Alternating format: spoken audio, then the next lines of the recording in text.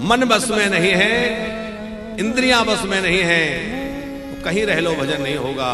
और मन और इंद्रियां यदि बस में हैं तो फिर आप जो है घर में रह के भी भजन कर सकते हैं। राक्षसों ने कहां भजन किया? वो राक्षसों में रह के प्रहलाद जी ने भजन किया कि नहीं?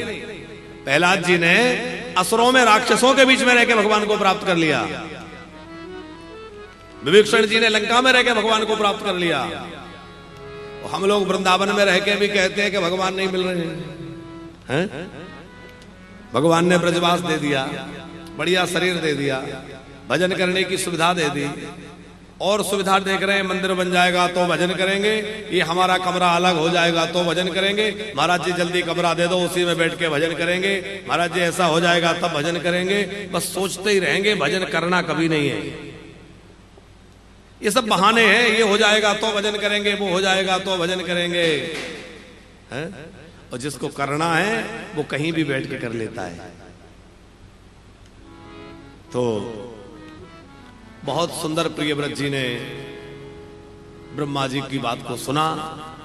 ब्रह्मा जी ने कहा, बेटा ऐसा नहीं है कि गृहस्थ व्यक्ति के लिए भगवान न मिले। भगवान तो चाहे कोई ब्रह्मचर्य आश्रम में हो, चाहे गृहस्थ हो, चाहे वानप्रस्थी हो, चाहे सन्यासी हो, भगवान सबको एक बराबर प्रेम करते हैं। ब्राह्मण हो, क्षत्रिय हो, वैश्य हो, शूद्र हो, किसी भी वर्ण का हो, उसको भी भगवान एक समान प्रेम करते हैं।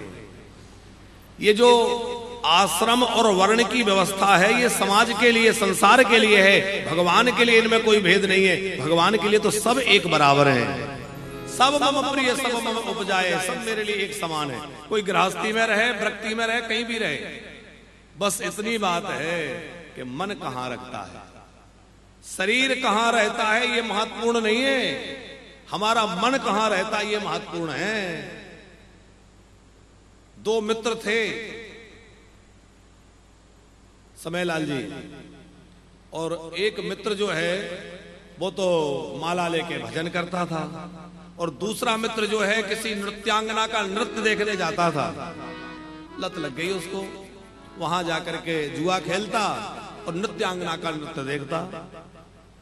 बाद में दोनों मिलकर के साथ में रहते।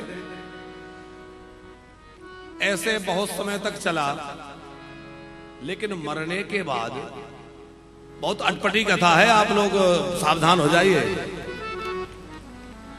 मरने के बाद जो भजन करता था उसको यमराज के दूत पकड़ने आ गए, और जो नृत्यांगना के यहां जा रहा था उसको लेने के लिए विमान आ गया। उन्होंने कहा, भाई ये उल्टा फल कैसे हो गया, हम लोग तो ऐसा करते थे। तो यमराज के दूतों ने कहा कि तुम करते तो भजन थे, पर तुम्हारा पूरा ध्यान, तुम्हारा मन जो है वहां रहता था कि मेरा मित्र वहां खूब आनंद ले रहा होगा, वो नृत्य देख रहा होगा, वो ऐसा कर रहा होगा। तो हर समय तुम्हारा मन वहां रहता था, शरीर यहां रहता था।